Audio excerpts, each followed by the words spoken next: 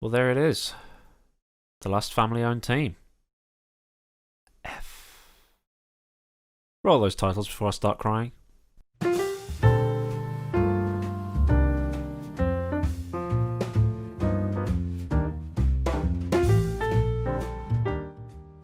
Williams. The team I support, now firmly in the hands of an American company called Dorilton Capital.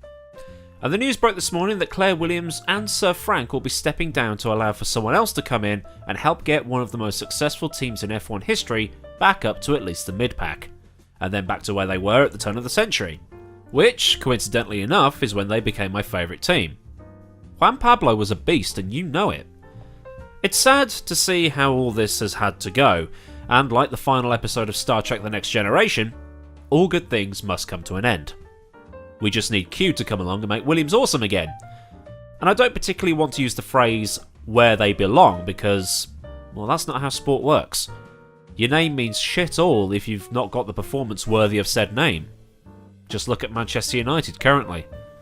Now, pointless sci-fi and football references aside, this is a proud family business that did whatever it could to stay one. And it's not just limited to the Williams family, but everybody they employ.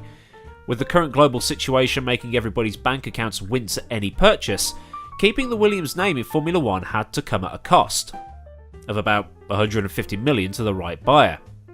And I'm sure that the Williams family vetted every single one of them. But you know, you have to give Frank some credit.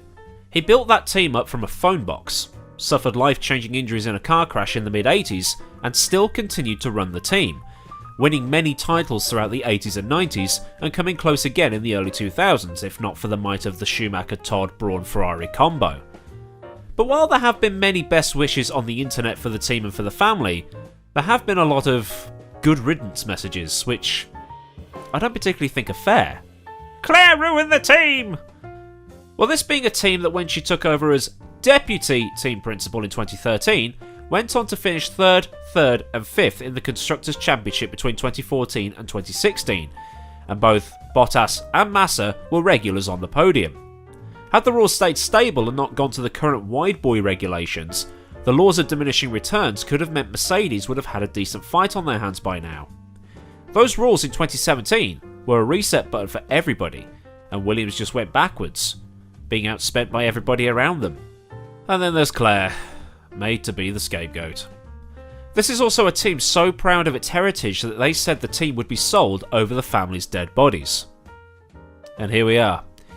I guess even for the most stubborn, there is a point where you have to swallow your pride and move the hell along. So now begins a new chapter. The team has signed the Concord Agreement, which will keep them around for the next 5 years, and the new owners in Kansai Dorifto, whatever the hell they're called, have agreed to keep the name Williams in the team and keep naming the chassis FW whatever. But the names Shannon and Jenny Capital have been thrown around, and for good reason, but this is Frank Williams. I think he, the family, and the lawyers would have done their homework more than twice. Now, speaking of teams that have slid down the grid and have been embarrassing to a family name, Ferrari had a terrible time at the Belgian Grand Prix. They didn't make the third qualifying session, and in the race just became easy pickings for those around them. There was no straight line speed, no cornering speed, and the car just looked like a matte red brick being lumped around the track by one driver looking to make good on his media hype, and another who, let's be honest, doesn't really give much of a toss anymore. It's thought that the Ferrari was as much as 1.2 seconds a lap slower than the Mercs through the second sector, and while every single team gained compared to 2019, Ferrari was the only team to lose. Whatever happened at the beginning of this year with the mysterious engine deal has really bitten Ferrari up the backside. From initial inspection from this amateur eye that is probably wrong, it looks like Ferrari had built a high drag car hoping a powerful engine would overcome the drag deficit and still be pretty damn quick in a straight line. But because Ferrari needed something in sectors 1 and 3 at Spa which are very much power dependent, the rear wing looked pretty flat to me. Compared to the other cars, that is.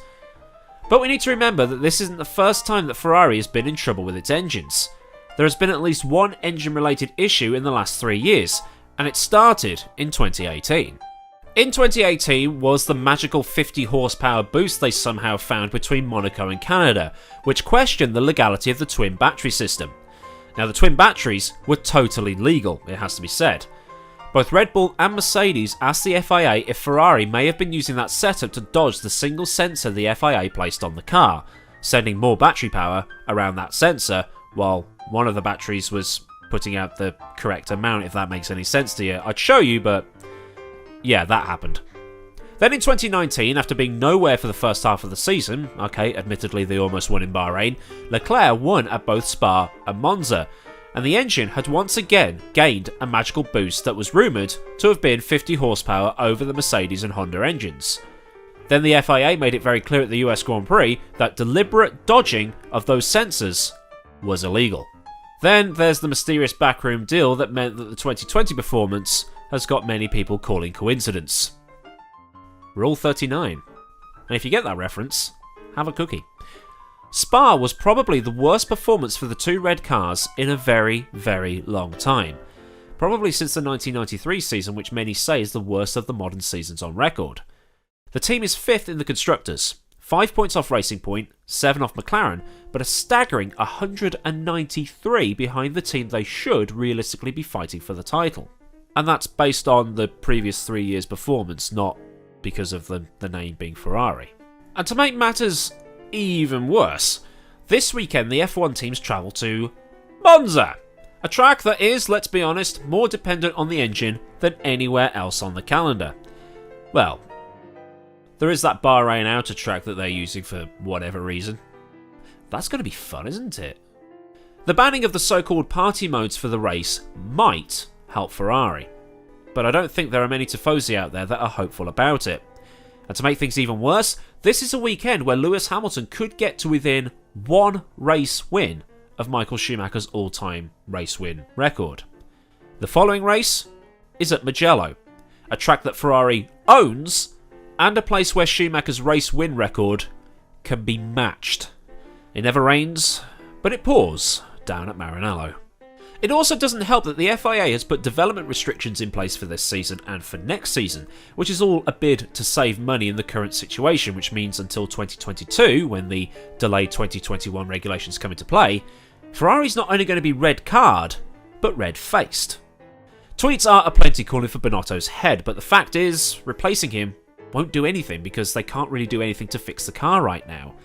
It's not like in football when a new manager can use the same squad to avoid relegation. Until 2022 at the minimum, Ferrari's screwed. And if the Monza performance is as bad as it was in Belgium, the red trucks that will be taking the cars out of the circuit are going to need a police escort and all the security it can get. To put a twist on the popular phrase, hell hath no fury like a tifosi scorned. Well, it's tifoso, isn't it? Singular. I did Spanish, okay? So what do you think of this week's big talking points? Has Ferrari well and truly screwed itself with its backroom engine deal, or is it just circumstance thanks to Coffee Boy? And what do you make of the whole Williams thing? Leave all answers in the comments and let's get a discussion going. And if you enjoyed this piece of pure amateur journalism, then give this video a like, and if you want more like this as F1 news drops or post-race reaction, then be sure to subscribe. And I am also considering doing some live streams of random stuff to entertain those who can't watch on Sky Sports, so if that's something you want to see, then let me know there as well. Massive thanks as always to the patrons of this channel, including one generous fellow who pledged this morning. It really does mean a lot, and as always, if you want to join them to help me out given my recent thing, then the details are in the description along with links to all my social media stuff. So until next time, I've been Aidan Millward, have a great day wherever you are in the world, and goodbye.